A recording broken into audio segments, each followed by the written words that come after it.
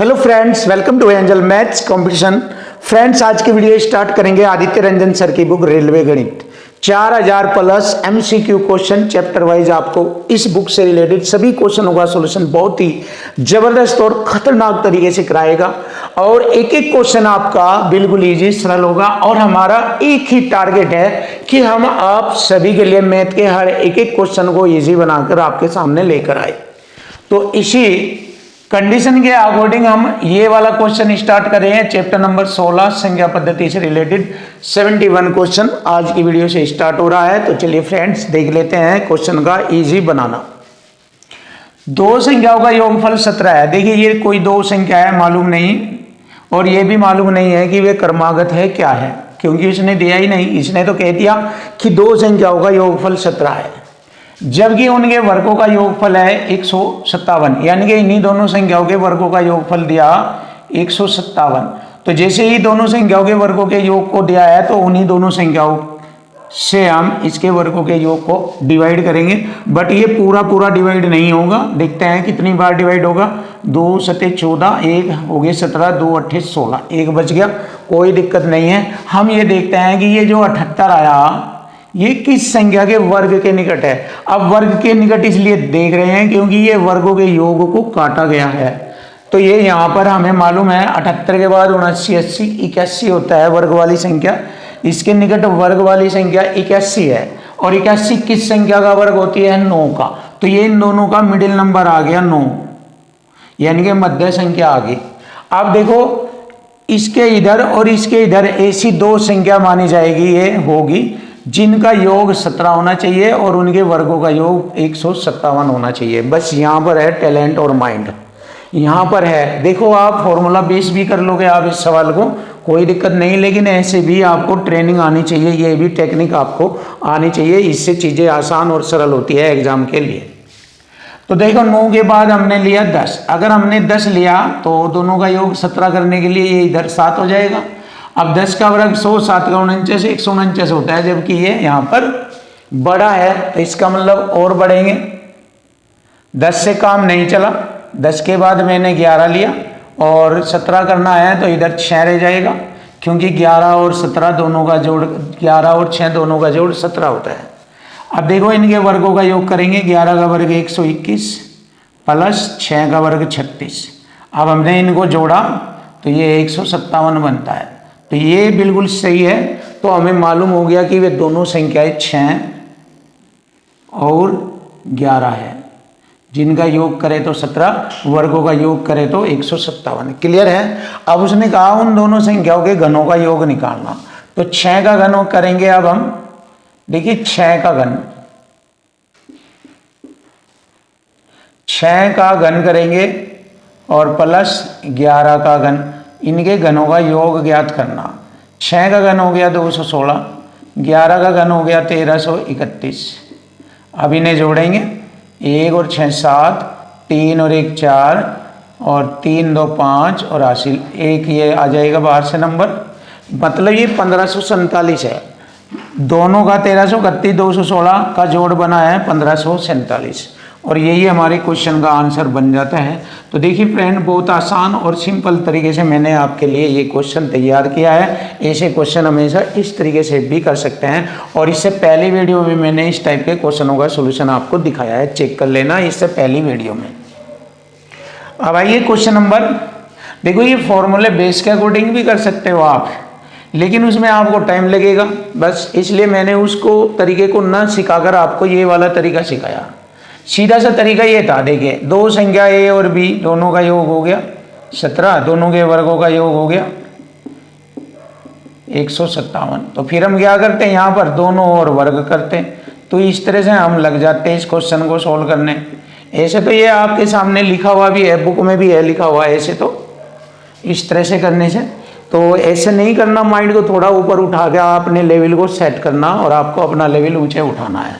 तो high quality से आप पढ़ना सीखिए, और आपका मैथ तभी आसान होगा। जितना आप किताब के सॉल्यूशन के अकॉर्डिंग चलोगे, उतना ही आप मैथ में ज़्यादा हाई क्वालिटी में नहीं आ पाओगे। अपने माइंड को उसमें यूज करके हाई क्वालिटी में आओ, देखो अच्छा लगेगा, इजी लगेगा, और मैथ आपका बिल्कुल आसान हो जाएगा।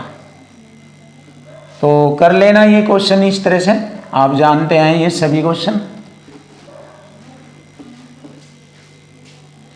चलिए देख लेते हैं अब हम दूसरा तरीका भी आपके सामने दिखाता हूँ इसका, जो बुक के अकॉर्डिंग है, ये भी आप सीख लीजिए। a प्लस बी दोनों का योग है 17 और इनके वर्गों का योग दिया है 157। क्लियर है। अब देखो दोनों और स्क्वायर करेंगे हम, बोथ साइड स्क्वायरिंग करने पर a square plus B square plus 2ab बराबर 17 का वर्ग 289 हो जाएगा। तो यहाँ पर मैंने वैल्यू रख दी इसकी 157 प्लस 2ab बराबर हो जाएगा 289। आप 289 में से 157 घटाएंगे, 2ab बराबर रह जाएगा 9 में 7 गए 2 और 8 में से 5 घटाएंगे 3, 2 में से गया 1। अब मैंने 2 से डिवाइड किया, 2 छिक 12, 2 छिक 12, यानी कि ab बराबर हो गया 66। ये रहा। अब देखिए यहाँ पर मैं आपको कलाकारी दिखाता हूँ, यहाँ पर भी मैंने इसमें अपनी कलाकारी ऐड की है, वरना ये आगे फिर बढ़ता है, फिर और बड़ा होता है। मैंने आपको बताया अपने माइंड को, अपने माइंड से चीज़ों को आसान करना सीखिए। अब देखो दो संख्याओं का गुणनफल होता है 66, तो मैंने यहाँ दो संख्याओं का गुणनफल, कौन सी संख्या जिनका योग होना चाहिए 17 और वर्गों का योगफल आना चाहिए 157 और गुणनफल आना चाहिए 66, तो मैंने इसके टुकड़े कर लिए। मतलब गुणनखंड में ही दोनों के मान छिपे रहे हैं, उसके फैक्टर कर लो, 11 छिक 66, 11 छिक 66 हो गए ना, दोनों को जोड़ा 11 6 17 और इनके वर्गों का योग यही आ गया, तो आ गई संख्या दोनों। तो ऐसे भी हम चीज़ें आसान बना सकते हैं अगर आप चाहे तो संख्या ये आ गई हमारी। अब 6 का घन 216, 11 का घन हो गया 1331। अब दोनों को मैंने जोड़ा, इनके घनों का योग, 1 और 6 7, 3 और 1 4, 3 2 5 और 1 ये बचा 1547। तो आप ऐसे भी कर सकते हैं, ये मैंने आपको करके भी दिखाया है। तो आप ऐसे ऐसे क्वेश्चन को आसान बना सकते हो, कोई दिक्कत नहीं है। आप हमारे साथ हमारे चैनल से लगे रहिए, जुड़े रहिए, आपको ऐसी ऐसी चीज़ें सिखाई जाएगी। आपके लिए मैथ बिल्कुल आसान, इजी और सरल हो जाएगा, दिक्कत नहीं आने देंगे। और इन सब में सबसे मेन बात यह है हमारी, हम आपके लिए हर एक एक क्वेश्चन को आसान बनाकर आपको सिखाएंगे, बिल्कुल ईजी बनाएंगे, आसान बनाएंगे, आसान रास्ता दिखाएंगे मैथ का, जिससे आपको मैथ में कभी कोई दिक्कत नहीं होगी। आप चेक कर लेना हमारे जितने भी क्वेश्चन वीडियो में अब तक आपने देखे होंगे, सभी का सॉल्यूशन हम आसान बनाते हैं। चलिए देख लीजिए क्वेश्चन नंबर 72 चेक करेंगे। देखो इसको भी मैं यहाँ पर बिल्कुल इजी बना दूंगा आपके लिए, बिल्कुल आसान बना दूंगा। बस यही तो ट्रेनिंग लेनी है आपको। यदि दो संख्याओं का गुणनफल है आपका 24, जिसे मैंने यहाँ पर किया, दो संख्याओं के गुणनफल में दोनों के मान छिपे होते हैं, बस इसके गुणनखंड के फैक्टर अलग अलग निकाल दीजिए। 6 चौक 24 या 4 छिक 24 हो। अब आप ये कहेंगे सर 12 दूनी भी 24 हो, 8 तिये 24 भी हो। हाँ भाई होते हैं, ये भी कोई दिक्कत नहीं, लेकिन हमें ऐसे देखने नेचुरल। और फिर दूसरी बात ये भी देखनी है उनके वर्गों का योग 52 भी आना चाहिए। यूँ तो 8 तिये 24 भी हो। चलिए देख लीजिए, पहले इनके वर्गों का योग 52 करके देखिए। 6 का 36 और 4 का 16, देखिए आ गया 52 वर्गों का योग, बिल्कुल स्पष्ट है। लेकिन अगर आपने 8 तिये 24 किया होता तो 8 का वर्ग 64, ये तो पहले ही इससे ज़्यादा है, तो ये फ्लॉप हो जाते हैं। अगर आपने 12 दूनी 24 किया होता तो 12 का वर्ग तो 144, ये भी इससे ज़्यादा, तो ये नहीं चलेंगे। तो इसलिए माइंड से वही तो कलाकारी करनी जो इनके पूरे लैंग्वेज की वैल्यू को भी फॉलो करता हो। तो लीजिए आपकी दोनों संख्या आ गई 6 4। अब दोनों का योग पूछा है, योग बता दीजिए दोनों का योग। तो जोड़ेंगे 6 + 4 बराबर आ जाएगा योग 10। लीजिए क्वेश्चन का आंसर आ चुका आपके सामने 10। Answer is right, B is right answer. Finish. Check करिए, बहुत आसान और इजी बनाकर आपको दिए जाएंगे हर एक एक क्वेश्चन।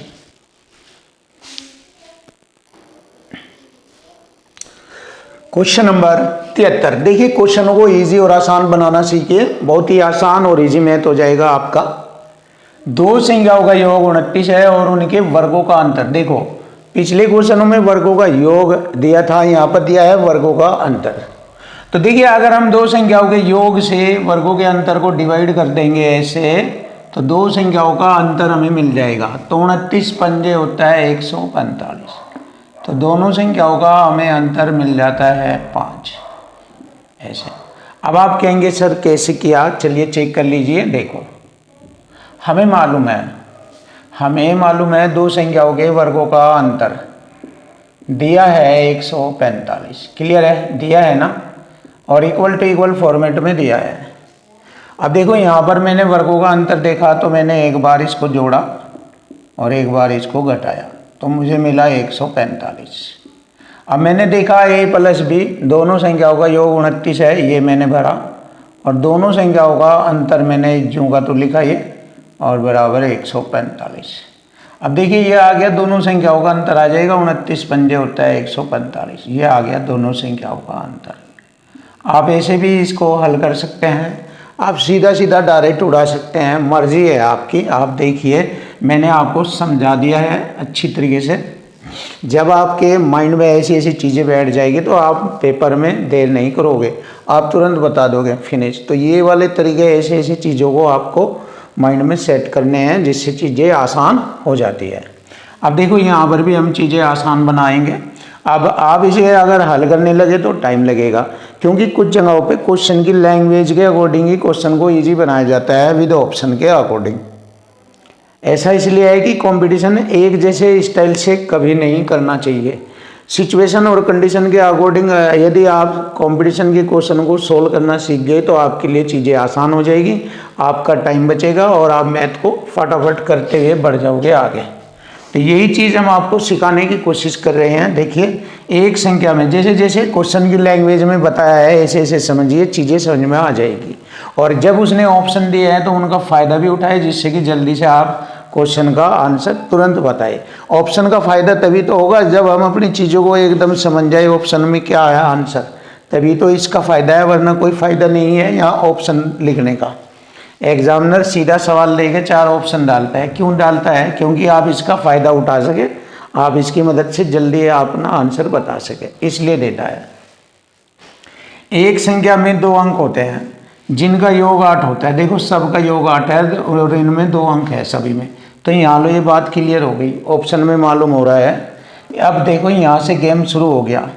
यदि संख्या में से 18 घटा दिया जाए तो अंक अपने स्थानों को बदल लेते हैं, यानी कि उसके अंक बदल जाते हैं, स्थान परिवर्तित। अंक तो वही रहते हैं लेकिन स्थान बदल लेते हैं। अब ये तो अपना स्थान बदलेगा तो भी सेम रहेगा 44, ऐसे तो ये तो नहीं होगा। अब 35 में से अगर मैंने 18 घटाया तो ये 53 थोड़ा ही ना हो जाएगा, क्योंकि ये पहले ही 35 है तो घटाने पर तो ये और 35 से डाउन हो जाएगा, जबकि अंक पलट जाते हैं, 53 हो गए पलटने पर, तो ये 53 थोड़ा ही ना हो जाएगा, तो ये भी कैंसिल आउट। अब देखिए 62 में से 18 घटाएंगे, इसको चेक करेंगे। 62 में से 18 घटाएंगे 26 नहीं होगा ये, क्योंकि 12 में से 8 घटाएंगे 4 बचता है, आना है नीचे 6, तो ये भी रॉन्ग है। तो लास्ट खत्म। देखिए 53 में से अगर मैंने 18 घटाया तो ये हमारा हो जाएगा 35। 53 का उल्टा 35। 13 में से 8 गए 5 और 4 में से 1 घटाएंगे 3, आ गया ना, अंक पलट गए। तो ये है हमारा answer, option D is right answer. Finish. ऐसे आपको माइंड का यूज करना है, चीज़ें आसान और इजी बनानी है, दिक्कत नहीं आएगी। चलिए देख लेते हैं अगला क्वेश्चन। 2 संख्याओं का योग और गुणनफल दिया हुआ है, योग 11 गुणनफल 18। तो जब भी क्वेश्चन में व्युत्क्रमों का योग पूछे, देखो ये ऐसे क्वेश्चनों में 2 पॉइंट पूछता है वो। जब भी व्युत्क्रमों का योग पूछे, व्युत्क्रमों का योग, तो ऐसी स्थिति में हम क्या करते हैं, योग बटे उनका गुणनफल, योग बटे गुणनफल, ये वाला कॉन्सेप्ट यूज करते हैं। दूसरी बात, जब भी आपसे पूछा जाए कि व्युत्क्रमों का अंतर, व्युत्क्रमों का अंतर अगर ये पूछा जाए तो यहाँ पर भी लिखना है ऐसे ही, अंतर बटे उनका गुणनफल।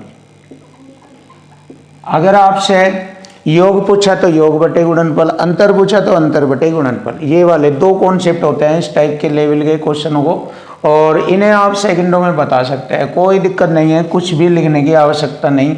जब व्युत्क्रमों का योग पूछा है तो योग बटे गुणनफल, योग दिया है 11, गुणनफल दिया है 18, तो 11 बटे 18 आंसर आ गया। देखिए 11 बटे 18, option D is right. Finish. तो आप ऐसे कर देना, बिल्कुल ईजी, सरल और आसान हो जाएगा आपके लिए। क्लियर है। अब देखिए, अगर आप इसको एक्स वाई मान के या ए बी सी मान के करेंगे तो भी आ जाएगा, कोई दिक्कत नहीं, लेकिन टाइम लगता है ना ऐसा करने में। आप सीधे जब आपको पता है ये वाला कॉन्सेप्ट होता है, व्युत्क्रमों का योग बराबर होता है योग बटे गुणनफल, अंतर बराबर अंतर बटे गुणनफल। और यदि आप संख्या सही देखना चाहते हैं तो चलिए देख लीजिए, ये भी तरीका, एक्स और वाई दो संख्याएं हैं, जब हम इनका व्युत्क्रम करेंगे तो एक्स का उल्टा एक बटे एक्स, वाई का उल्टा एक बटे वाई, और इनका योग करेंगे तो सेम यही मेथड आएगा। ऊपर इनका cross multi x plus y आ जाएगा, नीचे इनका गुणनफल एक्स वाई आ जाएगा। ये तो बताइए इसमें करने में क्या फ़ायदा है ऐसे चीज़ों को। आप सीधा इस पॉइंट को देखिए और फटाफट बताइए। तो जब भी लाइव में ऐसे क्वेश्चन होगा, सॉल्यूशन आता है, ऐसे पॉइंट बनते हैं, तो आप तुरंत ऐसे ऐसे कर दीजिए, आपकी प्रॉब्लम सॉल्व, दिक्कत नहीं आएगी। और आप हमारे साथ प्रैक्टिस में लगे रहिए, आपकी प्रॉब्लम सोल्व हो जाएगी, आपका मैथ बिल्कुल ईजी आसान हो जाएगा। क्वेश्चन नंबर 76 देखेंगे, क्वेश्चन नंबर 76 और आसान तरीके से इसका सॉल्यूशन बनाएंगे, बिल्कुल ईजी। देखिए क्वेश्चन की लैंग्वेज से और ऑप्शन से ही मालूम हो जाएगा हमें क्या करना है, कुछ भी मेहनत नहीं करने की आवश्यकता ऐसे क्वेश्चनों में। यदि दो अंकों की एक संख्या के अंकों का योग 12 है, देखिए दो अंकों की संख्या हमें दी गई है, उसके अंकों का योग 12 है, चेक कर लीजिए अंकों का योग 12, 7 6 13 ये नहीं है, 7 2 9 ये भी नहीं है, 7 6 13 ये भी नहीं है, 7 5 12, आंसर खत्म।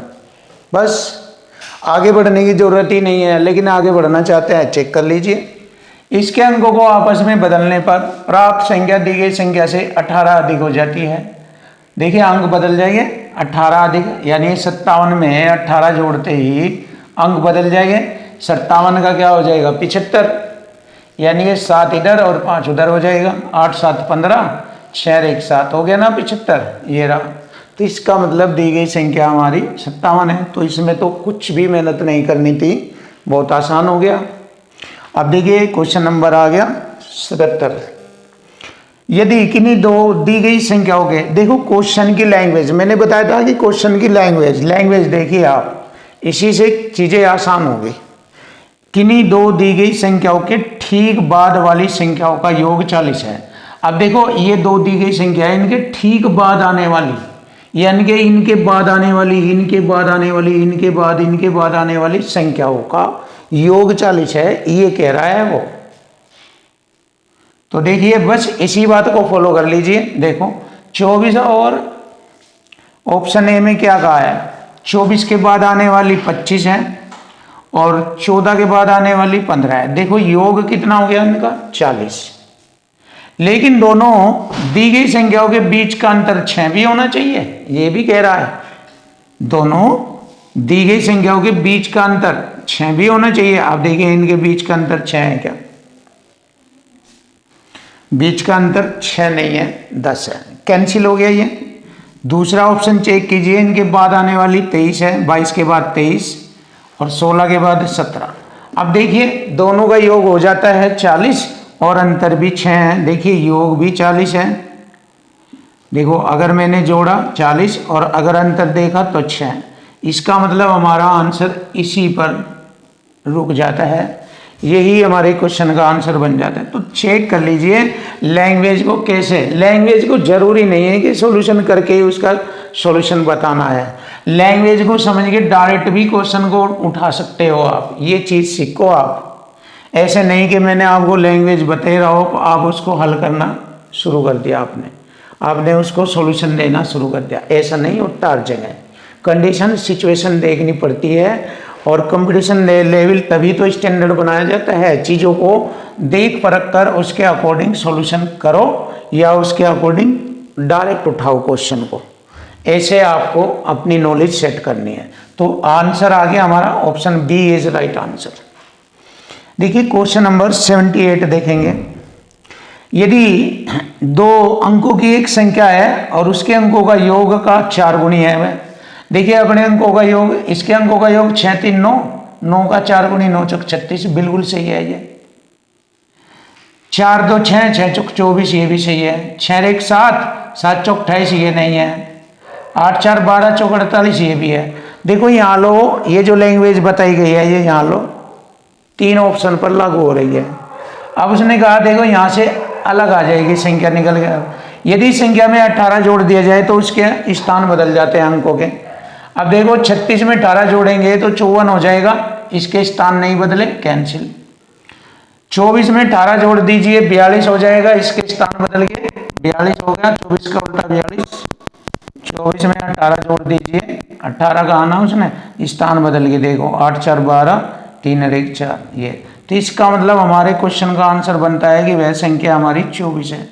तो ये वाला ऑप्शन हमारे क्वेश्चन का आंसर बन जाता है। तो देखो ऐसे अपने नॉलेज को बढ़ाएं और चीज़ों को आसान बनाएं, मैथ इजी होगा। Question number 79। देखिए क्वेश्चन नंबर 79, दो अंकों की एक संख्या उसके अंकों के योग का 6 गुणी है। देखिए ये वाली कंडीशन यूज कर लेंगे, पता करेंगे। देखिए इसके अंकों का योग 3 2 5, 5 का 6 गुणा 5 अंक 30 होता है, ये नहीं है। 4 2 6, 4 2 6। देखो दो अंकों की एक संख्या उसके अंकों के योग का 6 गुणी है। देखो 4 2 6, और 6 छंग 36, अंकों के योग 6 बेटा है, 6 का 6 गुणा 6 छंग 36 नहीं है। क्लियर। 5 3 8, 8 छंग 48 भी नहीं है, 53 है ये। 5 4 9 और 9 6 54, ये आ गई। बस यही है, आगे जाने की आवश्यकता नहीं है। अब इसकी एक कंडीशन भी प्रूव करके देख लीजिए। जहां संख्या में इसके अंकों का योग जोड़ा जाता है, देखिए संख्या में 54 में अंकों का योग 9 जोड़ दीजिए तो वह परिणाम 63 होता है। तो देखिए 9 4 13, 5 और 1 6, देखिए हो गया ना 63 परिणाम, ये आ गया। तो option D is right answer. यही जबरदस्त सॉल्यूशन मिलेगा आपको करने का। अब देखिए क्वेश्चन नंबर 80 आता है। दो अंकों की संख्या है, दो अंकों की संख्या ये ले लीजिए 10a प्लस b, ये इकाई का अंक हो गया, ये ढाई का अंक हो गया। ढाई में 10 की गुणा होती है, इसलिए 10a जमा b, ये दो अंकों की संख्या है और इसके अंकों के योग का, ये अपने अंकों के योग का, इसके अंकों का योग हो गया a प्लस b, उसका k गुणी है, k गुणी। देखो यहाँ लो क्लियर होगी लैंग्वेज। आगे बढ़ेंगे। अंकों के क्रम को उलटने से, अब अंकों का क्रम उलट दीजिए। 10b जमा a हो गया, उलटने से बनने वाली संख्या अंकों के योग का कितना गुणी होगी, अंकों के योग का कितना गुणा होगा, ये निकालना हमें।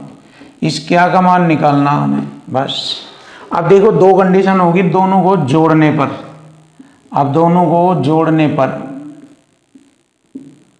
क्या बनता है, 10 a 1 a 11a, 10b 1b 11b, तो 11a कॉमन आ जाएगा, 11 कॉमन आ जाएगा, a जमा b हो जाएगा a से। देख लीजिए, देखो 10 है, 10 और 1 11a प्लस 11b, तो 11 कॉमन आ गया, तो a जमा b बच जाएगा, जो कि मैंने यहाँ लिखा है।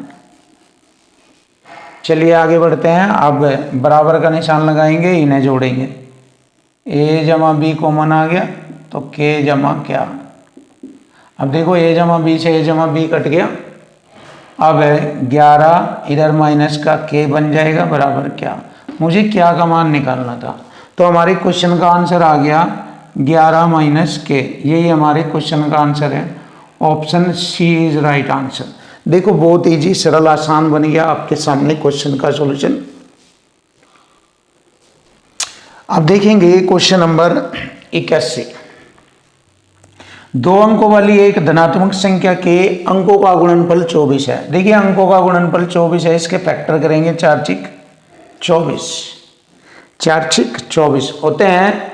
8 3 24 भी हो गए, 12 दूनी 24 भी हो गए, लेकिन कंडीशन जो फॉलो करेगा वही हमारा आंसर बनेगा। अब देखो आगे की कंडीशन फॉलो करेंगे इसमें। जब इस संख्या में संख्या बना लेंगे, हमारे दोनों अंकों का गुणनफल 4 6 24, 4 6 है, तो संख्या होगी हमारी 46। अब दोनों 64 भी हो सकती है, लेकिन पहले इसे फॉलो करो। जब इस संख्या में 18 जोड़ा जाता है, तो इसमें 18 जोड़ के देखो 64 हो जाती है क्या, तो उसके अंक बदल जाते हैं। देखिए 8 6 14, 5 और 1 6, बिल्कुल सही। इसका मतलब हमारी जो संख्या है वह 46 है, हमारी संख्या जो है 46 है। अंक पलट गए 18 जोड़ने पर। क्लियर। अब आगे बढ़ेंगे। वह छोटी छोटी धनात्मक संख्या ज्ञात करो जिसे दी गई संख्या में से घटाने पर पूर्ण वर्ग हो जाए। इसमें से घटाने पर पूर्ण वर्ग हो जाए, ये बताना हमें। अब देखो 46 में से कितना घटाया जाए कि पूर्ण वर्ग हो जाए। 46 से पहले वाली 36 होती है पूर्ण वर्ग संख्या। तो 36 कब बनेगी? जब 46 में से 10 घटाऊंगा तो 36 एक पूर्ण वर्ग संख्या बन जाएगी। तो यहाँ पर पूछा है घटाई जाने वाली संख्या बताओ, तो घटाई जाने वाली संख्या है डी, ऑप्शन डी 10, यानी घटाई जाने वाली संख्या 10 आ गई और यही हमारे क्वेश्चन का आंसर बनता है। Option D is right answer.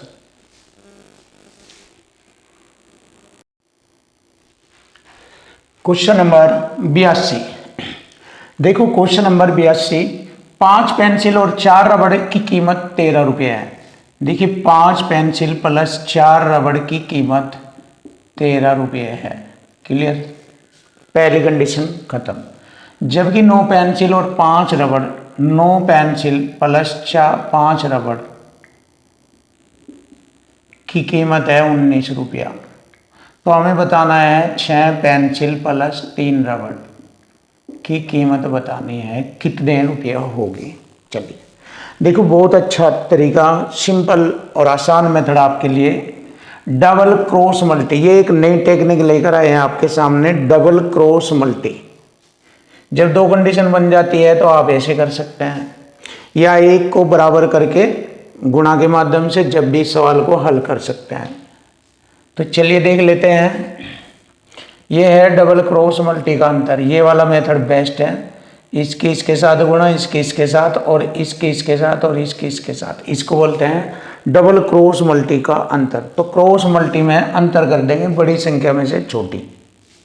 5 पंजे 25 में से 9 चौक 36, तो 36 और 25 दोनों का अंतर होता है 36, 25 दोनों का अंतर 11 बराबर।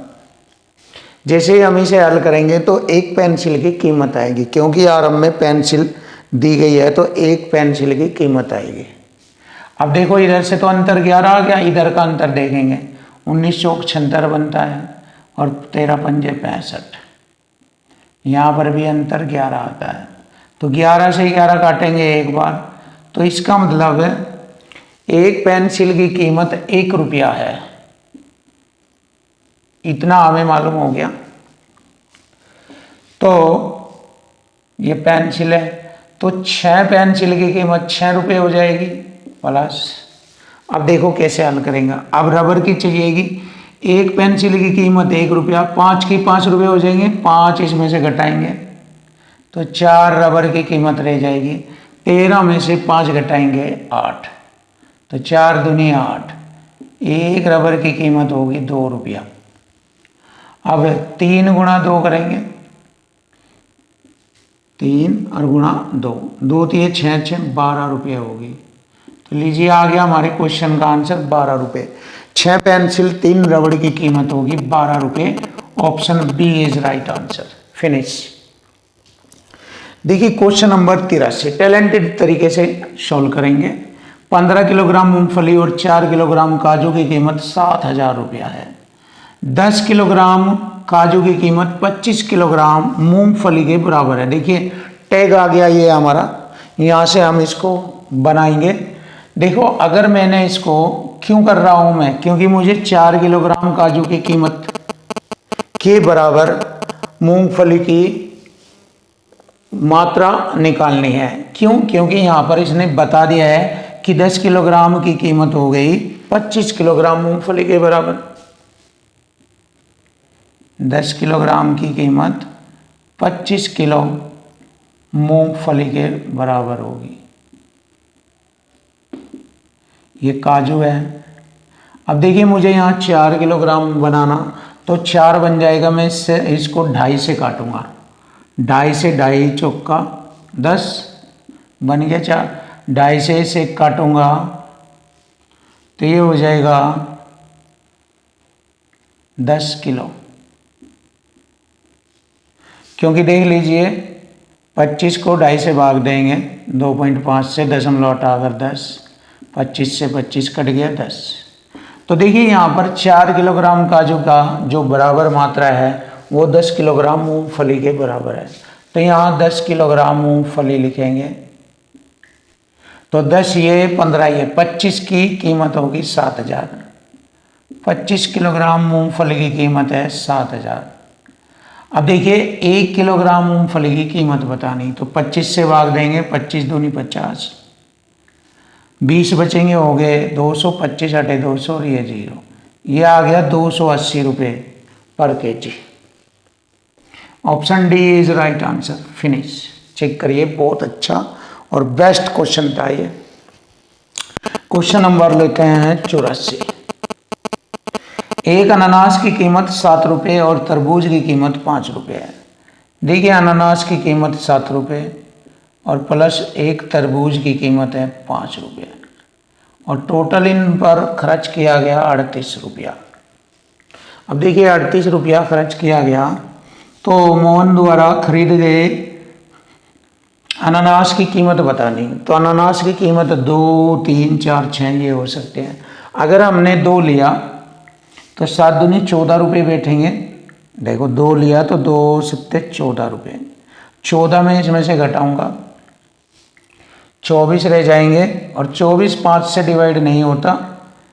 जब 5 से डिवाइड नहीं होता तो तरबूजों की संख्या स्पष्ट रूप से निकल नहीं पाएगी, इसलिए ऑप्शन ए हमारे क्वेश्चन का आंसर नहीं है।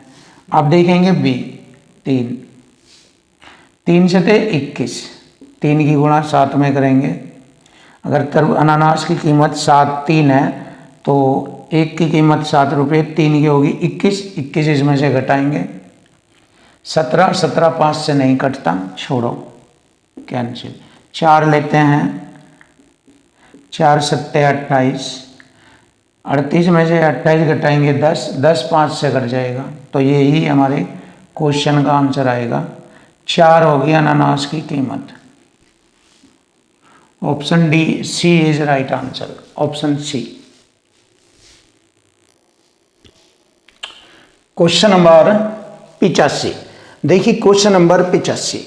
यदि 8 पंखे और 14 ओवन की कीमत 36,520 रुपया है, तो देखेंगे 8 पंखे प्लस 14 ओवन की कीमत 36,520 रुपये है। तो 12 पंखे प्लस 21 ओवन की कीमत हमें बतानी कितना होगा। अब देखिए यहाँ से ये इसका 50% बढ़ रहा है। 8 का आधा 4, 4 बढ़ रहा है, 14 का आधा 7, तो इसका आधा इसमें और बढ़ाकर लिख दीजिए। तो इसका आधा कितना होता है, चलिए देख लेते हैं। 36,520 का आधा, 2 से काटा 18 बार, 2 दूनी 4, 2 छिक 12, 0, ये होता है 18,260। अगर मैंने इसमें 18,260 इसमें जोड़ा तो ये आ जाएगी कीमत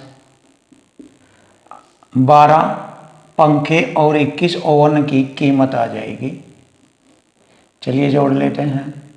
0, 6 2 8, 5 2 7, 8 6 14, 4 1 5, ये आ गई 54,780। 54,780 option B is right answer. Finish. ऐसे हमें नॉलेज से क्वेश्चन को सोल्व करना है, इजी करना है, आसान बनाना है। देखिए ये आ गया सिर पैर वाले क्वेश्चन। देख सिरों की संख्या देखो आ गई और पैरों की संख्या आ गई।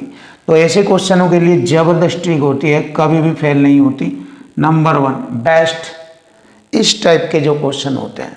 देखिए इस टाइप के क्वेश्चनों की जो ट्रिक होती है, इसमें 4 पैरों वाले जीव की संख्या आती है।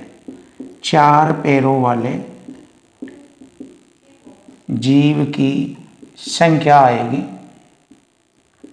इस ट्रिक से। क्या होगा, लेग बटे 2 प्लस हेड, हेड मतलब सिर, ये वाली ट्रिक है। यानी पैरों की संख्या के बटे 2 करो और प्लस हेड की संख्या।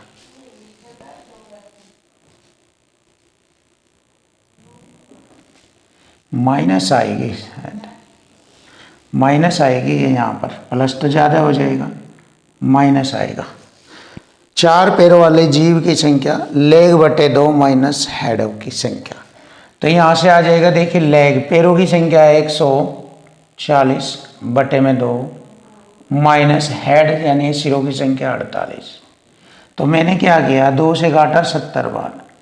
अब मैंने 70 में से 48 घटाया 22, तो 22 क्या आ गई, 4 पैर वाली गाय हैं, गाय की संख्या आ गई 22। तो गाय आ गई 22। अब पूछा है हमसे मुर्गियों की संख्या,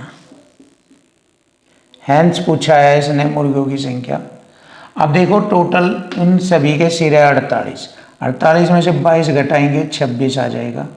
तो मुर्गियाँ थी 26 और यही हमारे क्वेश्चन का आंसर बनता है, मुर्गियाँ होगी 26, आंसर आ गया। बहुत आसान और इजी मेथड है आपके सामने, बस ये वाला रखना ध्यान कि 4 पैरों वाले जीव की संख्या आएगी लेग बटे 2 माइनस हेड, यानी पैरों की संख्या के बटे 2 माइनस सिरों की संख्या घटा दीजिए।